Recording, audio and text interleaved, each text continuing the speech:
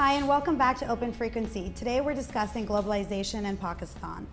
In 1947, we saw a bloody partition of the Greater India, which resulted in the relocation of millions of human beings and saw the creation of the first modern country on the basis of religious ideology.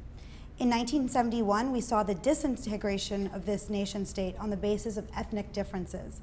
This nation-state looked to ally with countries sharing the same religious base or one that would help it in its never-ending struggle with its neighbors.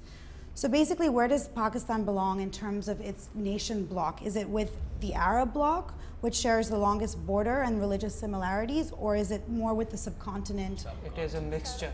It is a mixture of both the Arab continent and the subcontinent, because we have got Iranis, we've got Afghanis, we've got Indians.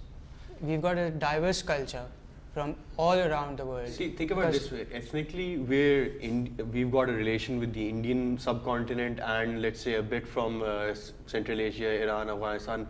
In terms of religion, we've got a center in Saudi Arabia. In terms of economics, we've got a relation pretty much around the world and in the local bloc as well. So, but what I don't understand is, why do we have to familiarize ourselves with some bloc? Why do we have to be either Arab or part of the Indian culture? No, like the European Union. Why can't we just say that we're Pakistani, we're not Desi? I mean, yes, we're Desi, which kind of familiarizes us with the Indians, but you know, we are Muslims, so that familiarizes us with the Arabs. But like, forgetting all of that, at the same time, we're Pakistani, we're not Indian, and we're not Arab. I think it's more important to see which economic bloc we come in. No, if it comes down to culture, we may want to associate ourselves with the Arabs because of the whole, we're Muslim brothers.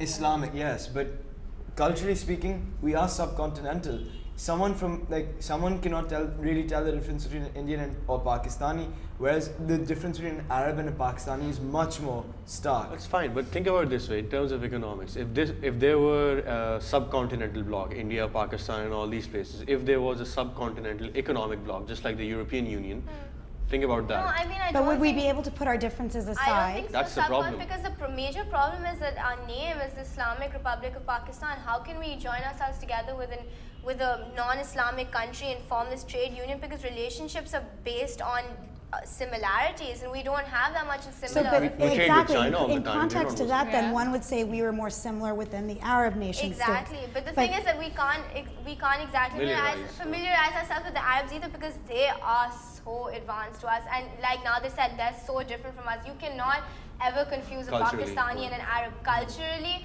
economically. They don't even share the same language. Exactly, they don't even share the same language. No, they've gone from like barbarism to like decadence without any civilization in between, whereas Pakistan is still trying to come up with its own culture and stuff. On a natural pace. At a natural pace. When you get into money without any real development, like you can't actually have a culture that's worth associating with. Look at Arab 50 years ago. They were in shambles. Tense. They were intense. They were intense. Used to fight over. I mean let's come back to where. The story of Dera and Par Dubai is that basically after marriage, the king of Dubai actually went to the Dera side and took over and conquered it. And this is in the recent history. But the question is, how important is that in terms of wanting to make an economic bloc? Pakistanis are proud of their roots.